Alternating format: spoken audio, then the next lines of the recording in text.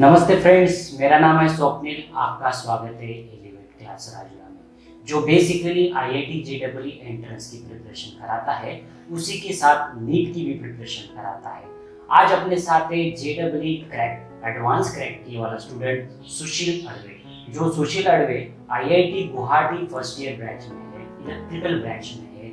उसका रैंक था 5072 open category में और ओबीसी कैटेगरी में 814, जो 814 जो रैंक था। तो सुशील अड़वे आज अपने साथ है। नमस्ते सुशील अड़वे। नमस्ते। नमस्ते।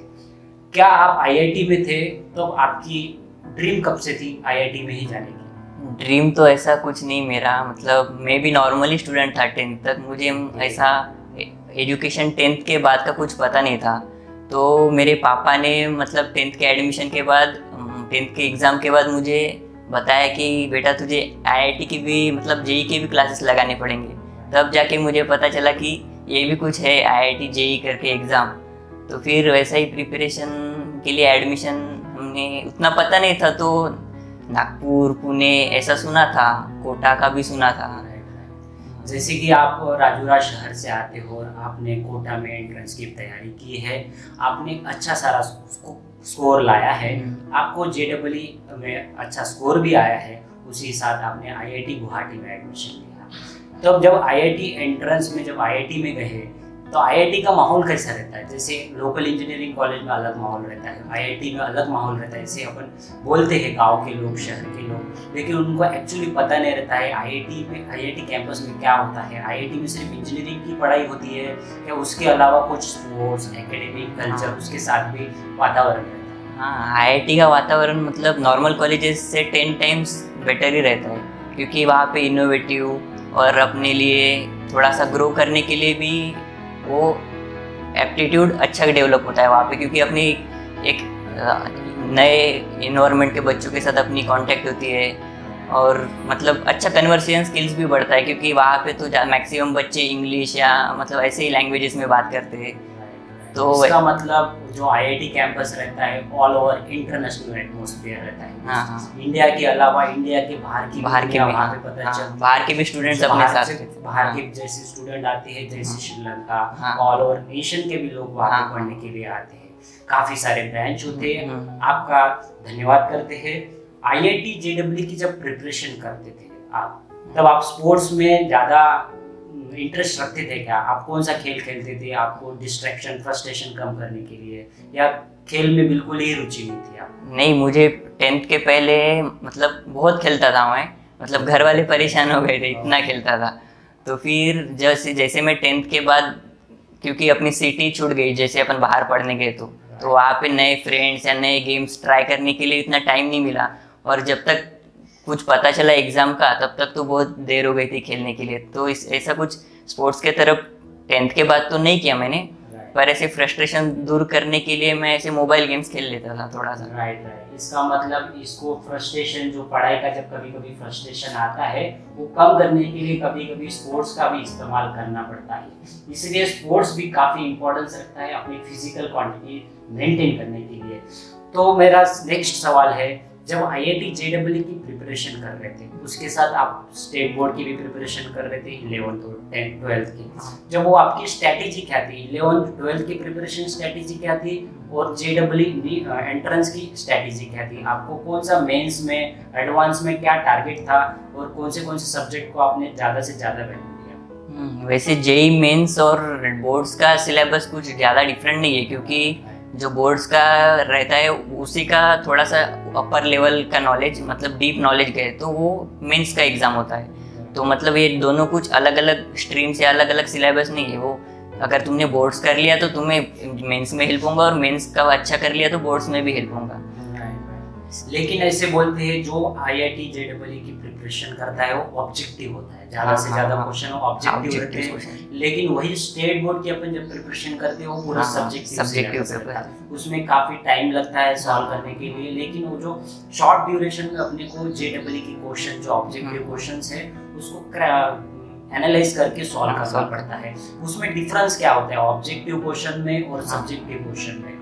जैसे ऑब्जेक्टिव क्वेश्चन में 4 ऑप्शन होते हैं, लेकिन सब्जेक्टिव क्वेश्चन में ऑप्शन नहीं रहते। वो एनालाइज करना अपने को हार्ड जाता है। तो कैसे आपकी स्ट्रेटेजी क्या रही वो एनालाइज करना? हाँ, तो सब्जेक्टिव और ऑब्जेक्टिव क्वेश्चंस के एडवांटेजेस भी है, कुछ डिसएडवांटेजेस भी है। जैसे सब्जेक्टिव क्वेश्चंस में अगर अपने को वो पॉइंट का एक पॉइंट भी पता रहा तो अपन वो एलेबरेट कर सकते हैं, स्टेप्स 4 स्टेप्स में लिख सकते हैं। तो उसमें अपने को 4 मार्क्स का क्वेश्चन में 2 मार्क्स तो भी ले सकते हैं स्टेप्स वाइज अगर आंसर अपन ने दिए तो। और ऑब्जेक्टिव क्वेश्चंस में कैसे रहता है, ओनली सिंगल करेक्ट आंसर रहता है और वो 1 वर्ड आंसर रहता है। जैसे फिल इन द ब्लैंक्स हो गया, MCQ रहता है, ओनली 1 राइट। तो उसमें अपन गलती की गुंजाइश नहीं रख सकते, बिल्कुल गलती हो गई तो ऊपर से -1 भी पड़ता है। तो मतलब वो डिफरेंस है सब्जेक्टिव और ऑब्जेक्टिव में। जैसे कि ऑब्जेक्टिव क्वेश्चन में अपन एक गलती करोगे तो उसका भुगतान अपने को भोगना पड़ेगा, लेकिन सब्जेक्टिव क्वेश्चन में अपने को स्टेप बाय स्टेप मार्क मिलते हैं, इसका बोलने का मतलब होता है। लेकिन ऑब्जेक्टिव क्वेश्चन में जो होते हैं वो अपने को एनालाइज करना भी बहुत सारा हार्ड जाता है, इसलिए ज़्यादा से ज़्यादा अपने को प्रैक्टिस करने से ही वो आएगा ना। जितना ज़्यादा ऑब्जेक्टिव क्वेश्चन प्रैक्टिस करेंगे, जैसे हायर बुक्स प्रिपेयर करेंगे जो एंट्रेंस के लिए प्रोवाइड की जाती है, स्पेसिफिक एंट्रेंस के लिए। जैसे कि आपको सब्जेक्ट थे फिजिक्स, मैथ्स एंड केमिस्ट्री थे, आपको सबसे फेवरेट सब्जेक्ट कौन सा था? मेरा सबसे फेवरेट सब्जेक्ट तो 10th तक तो मैथ्स था, तो उसी की वजह से मुझे फिर मैथ्स और फिजिक्स लिंक्ड है सब, तो उसकी वजह से मुझे मैथ्स और फिजिक्स दोनों पसंद थे। पर जैसे मैं 10th के बाद थोड़ा सा 12th में गया तो मुझे फिजिक्स अच्छा लगने लगा, क्योंकि वो वहाँ पे अपन थोड़ा सा रिलेट कर सकते हैं अपने रेगुलर लाइफ से। हाँ, मतलब फिजिक्स जो है नेचर ऑल ओवर जो अपने को दिखता है वही होता है। हाँ, लेकिन मैथ्स अपने को दिखता नहीं है। हाँ, इसलिए काफी इंटरेस्ट आता है फिजिक्स में। अच्छा है। तो जब आप फिजिक्स आपका इंटरेस्टिंग सब्जेक्ट है, लेकिन उसके अलावा आपका सबसे बोरिंग सब्जेक्ट कौन सा है जो आपको सबसे ज्यादा बोर लगता है? वो ये भी फिजिक्स और केमिस्ट्री, मैथ्स छोड़ दिया तो बचा केमिस्ट्री। कि उसमें थोड़ा याद करने के लिए थोड़ा सा ज़्यादा टाइम लगता है रिलेटेड टू फिजिक्स। आपको फिजिक्स में कौन से बुक प्रेफर किए थे जब 12th स्टैंडर्ड के लिए और नीट के लिए? फिजिक्स की कौन से बुक प्रेफर किए थे? हाँ, फिजिक्स की तो world famous book HC Verma ही है। और सब IITians, ऐसा कोई IITian नहीं मिलेगा जिसने HC वर्मा की बुक पूरी पढ़ी ना हो या पूरी सॉल्व ना की हो। तो बेसिक तो HC वर्मा से स्टार्ट करे सब, वो मैक्सिमम तो वही हेल्प करेगा। बाकी और हायर लेवल के बुक्स के लिए आप इंटरनेट पे फिर सर्च कर सकते हो, ऐसा फिर बहुत सारी बुक्स मिलेंगे। एंट्रेंस की तैयारी कर रहे थे, HC वर्मा को प्रेफर किया आपने, क्या इंटरनेशनल ऑथर की बुक पढ़ना चाहिए अपने जैसे लोकल शहर में है? इंटरनेशनल ऑथर रहते हैं, उनकी इंग्लिश भी काफी हायर रहती है जो अपने को समझ में नहीं आती। क्या इंटरनेशनल बुक ऑथर की जो बुक्स है प्रेफर करना चाहिए? हाँ, अगर अपन ने ये बुक्स मास्टर कर लिए, HC वर्मा, ये भी बुक्स मैं नहीं बोलूँगा कि इंटरनेशनल ऑथर से कम लेवल की है, पर वो बुक्स मतलब नेक्स्ट लेवल की है। जैसे एडवांस के लिए प्रिपरेशन करना रहेगा अपने को मेंस के बाद, तो वो इंटरनेशनल ऑथर्स की बुक बेस्ट है। जैसे मैंने भी एडवांस के लिए इंटरनेशनल ऑथर्स की बुक पढ़ी थी। कौन सी बुक्स प्रेफर की थी आपने? मैंने वो इंटरनेशनल ऑथर मतलब आई रोडो करके एक सर है, उनकी प्रीफर करी थी।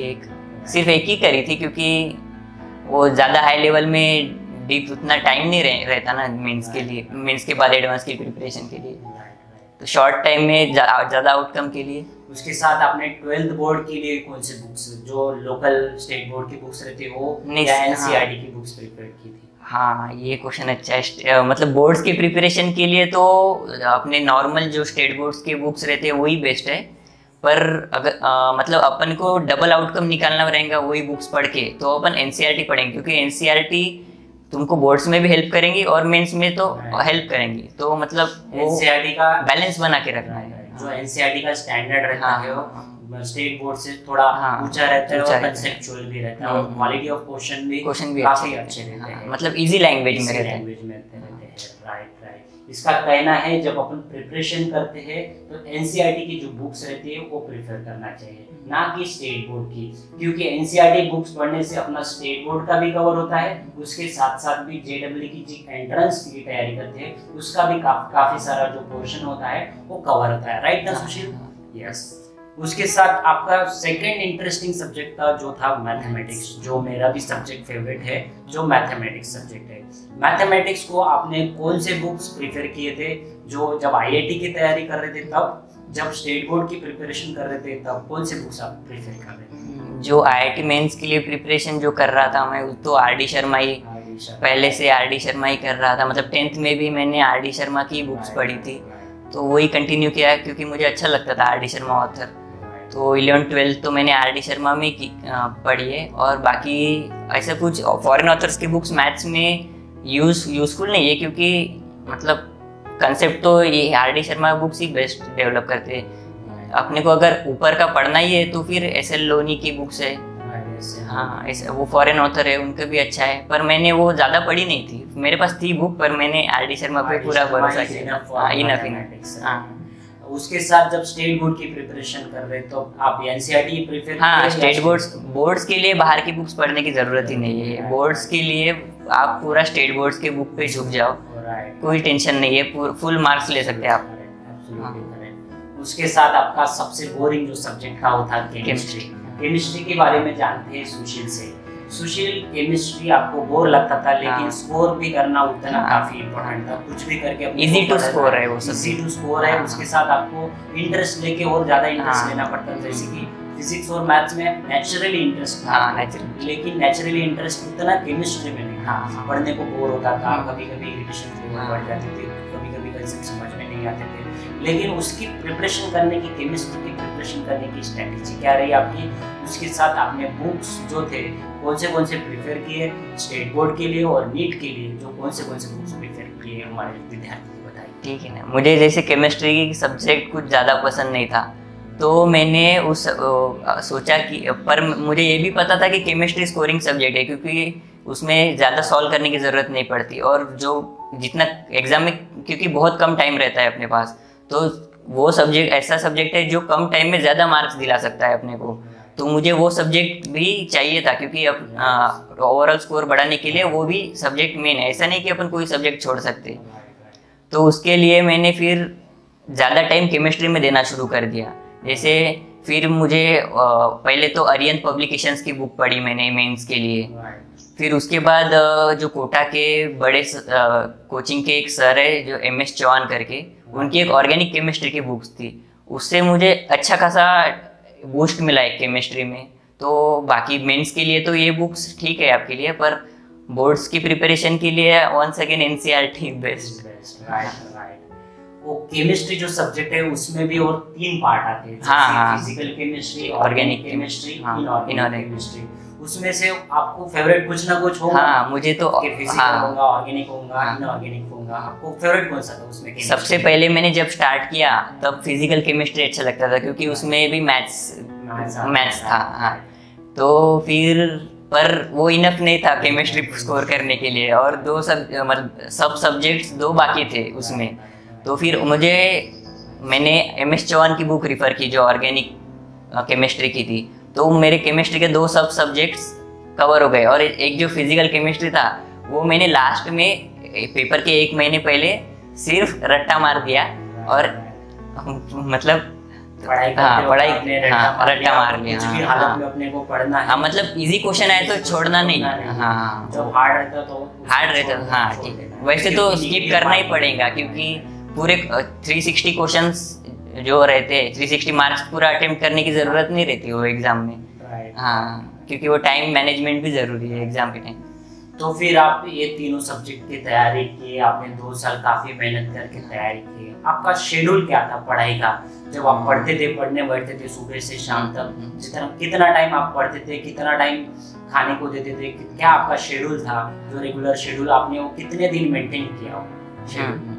शेड्यूल तो जैसे मेरा सुबह कोचिंग रहता था मॉर्निंग 7 to 12, तो उसके बाद मुझे मॉर्निंग में पहले पढ़ाई करना मतलब अच्छा लगता था और समझता भी था, पर कोचिंग की वजह से मुझे अपना टाइम शिफ्ट करना पड़ा। हाँ, तो कोचिंग में से आने के बाद फिर मैं लंच करके एक छोटी सी स्लीप लेके आधा 1 घंटा मैक्सिमम 1 घंटे की स्लीप, हाँ शॉर्ट स्लीप, क्योंकि कोचिंग से डायरेक्ट घर में आके पढ़ना इतना इम्पॉसिबल है। हाँ, तो हाफ एन आवर की स्लीप लेके फिर मैं 3-3 आवर के स्लॉट्स बिल्ड कर दिया टाइम में, क्योंकि एग्ज़ाम अपना 3 आवर का रहता है, तो 3 आवर की सीटिंग कैपेसिटी डेवलप करना ही पड़ता है। तो 3-3 आवर के स्टेप्स में मैं पढ़ाई करता था। तो दिन में ऐसा 3-3 आवर के 3 लैब्स लेके मैं मतलब टोटल 9 आवर्स कंटिन्यू पढ़ता था। जब आप 9 घंटे की जब प्रिपरेशन करते हो तब जाके अपने को IIT JEE का एडवांस में रैंक आता है, ना कि 1 घंटे की पढ़ाई करने से आता है, ऐसा सुशील का कहना है। जितनी ज़्यादा पढ़ाई करोगे, जितनी ज़्यादा मेहनत करोगे, उतनी अच्छे से अच्छी आपकी रैंक भी आएगी। ये हुआ सुशील का पूरा डेमोन्स्ट्रेशन। लेकिन उसके साथ मैं एक क्वेश्चन पूछूंगा सुशील, क्या आप इतनी प्रिपरेशन करते थे, आप सोशल मीडिया पे ध्यान ज़्यादा देते क्या, या बाहरी जो डिस्ट्रैक्शन था, यहाँ पे फंक्शन है, इधर फंक्शन है, इधर जाना है, ये डिस्ट्रैक्शन जो पूरा सोशल मीडिया हो गया, बाहरी डिस्ट्रैक्शन हो गया, टीवी डिस्ट्रैक्शन हो गया, रेडियो डिस्ट्रैक्शन हो गया, सोशल मीडिया डिस्ट्रैक्शन हो गया, वो डिस्ट्रैक्शन को आपको कैसे इंसुलेट किया आपने सभी चीज़ों? क्या आप यूज़ करते थे सोशल मीडिया तब या नहीं करते थे? सोशल मीडिया तो आजकल तो सभी यूज़ करते हैं, पर जो स्पेसिफिक जेई की पढ़ाई कर रहे हैं तो मैं तो उनके लिए बोलूँगा कि वो 2 साल के लिए फ़ोन यूज़ करो, इंटरनेट यूज़ करो, पर जो सोशल मीडिया है वो, हाँ, क्योंकि वो सबसे ज़्यादा डिस्ट्रैक्टिव प्लेटफॉर्म है। हाँ, तो सबसे ज़्यादा दूर वो सोशल मीडिया अपने डिस्ट्रैक्ट कर दिया ना लाइफ से, तो कोई और डिस्ट्रैक्शन अपने दिमाग में नहीं है। और पढ़ाई में जितना ज़्यादा इंटरेस्ट आप डालोगे तो डिस्ट्रैक्शन भी अपने को डिस्ट्रैक्ट नहीं कर पाएंगा, क्योंकि वो अपना इंटरेस्ट उसे ले डाउन कर देंगे। इसका सुशील का कहना है, जब आप सोशल मीडिया से दूर रहोगे तो डिस्ट्रैक्शन भी आना खत्म हो जाएगा। तो सुशील, ये हुई अपनी बात। उसके साथ लास्ट अपना क्वेश्चन है, जैसे बोलते हैं कि छोटे से शहर से, छोटे से गांव से जो लोग आते हैं, जैसे जिला परिषद में पढ़ने वाले स्टूडेंट रहते हैं, जैसे मैं पढ़ा जिला परिषद में, या आप पढ़े कॉन्वेंट में पढ़े होंगे, कहीं पढ़े होंगे, जैसे छोटे से राजूरा हो गया, चंद्रपुर हो गया, बल्लार शाहूकार, यहाँ के स्टूडेंट को अवेयर नहीं होते हैं IIT JEE की प्रिपरेशन करते वक्त। वो उसको क्या मैसेज देना चाहते हैं, क्या आप उनको क्या मैसेज देंगे, ताकि वो जो मुंबई, पुणे, दिल्ली, औरंगाबाद, ये बड़े बड़े शहर होते हैं, वहाँ पे जो प्रिपरेशन की क्वालिटी रहती है, कैसी क्वालिटी रहती है, और क्या ये गांव के लोग भी कर पाएंगे या नहीं कर पाएंगे, क्या इनमें और उनमें क्या अंतर रहता है, या वही लोग JEE की प्रिपरेशन कर सकते हैं, क्या अपने में भी क्वालिटी है वो कर पाएंगे? जैसे कि आपने वो काबिलियत दिखा दी और प्रूव कर दिया कि आप JEE की एंट्रेंस की तैयारी के लिए काबिल हो। जैसे राजूरा शहर से, छोटे से शहर से आप जाके भी आपने एंट्रेंस की तैयारी। यहाँ एग्ज़ाम प्रिपरेशन में ऐसा कुछ मैटर नहीं करता, छोटा सिटी बड़ा city, all matters that is your dedication. मतलब आप, और डेडिकेशन प्लस गाइडेंस, मतलब ऐसा नहीं कि आप डेडिकेटेड होके पढ़ रहे हो पर पता ही नहीं अपन सही पढ़ रहे हैं या गलत पढ़ रहे हैं। तो जैसे आप कोई मतलब जो जानकार है ये फील्ड का, उससे आप गाइडेंस लोगे अच्छी तरीके से, तो आप सिटी मैटर नहीं करती कहीं पे आप वो, क्योंकि बॉम्बे वाले भी वही बुक्स पढ़ रहे हैं प्रिपरेशन के लिए, और अपन भी यहाँ पे तो अभी सब अवेलेबिलिटी है, तो बुक्स तो मंगा ही सकते हैं अपन। और प्रिपरेशन के लिए सबसे इम्पोर्टेंट है चीज़ गाइडेंस, मतलब किसी बड़े का या किसी जानकार का जो, हाँ, जो ये फील्ड में है कुछ बहुत सारे सालों से, तो उनका गाइडेंस सबसे इम्पोर्टेंट है। और ऐसे डरना नहीं है कि हम छोटे शहर से तो हम एग्ज़ाम क्लियर नहीं कर सकते या एग्ज़ाम में बैठ नहीं सकते, ऐसा कुछ नहीं है। इसका कहना है छोटे शहर से आए या बड़े शहर से आए, अपन मेहनत करेंगे तो अपने को फल मिलना काफ़ी आसान होता है। फल मिलना ही है जब अपन मेहनत करेंगे, 10 घंटा पढ़ाई करेंगे, 12 घंटे पढ़ाई करेंगे दिन के, तो आपको मेहनत का फल मिलेगा ही। ये कहना है सुशील का। ये थे सुशील अड़वे, जो IIT गुवाहाटी के फर्स्ट ईयर में है, जिसने last year JEE advance exam जो थी क्रैक की है। तो इसी के साथ आज का कन्वर्सेशन खत्म करते हैं। आगे वाले वीडियो के देखने के लिए मेरा जो चैनल है एलिवेट क्लास राजूरा, वो आपको सब्सक्राइब करना है। इसी के साथ ये IITians हो गया, ये जो काफ़ी सारे IITian स्टूडेंट अपने एरिया के जो मिले हैं वो लोगों को भी मैं लाऊंगा, उसके साथ एम्स में जो पढ़ाई की है वो लोगों को भी लाऊंगा। Thank you so much Sushil.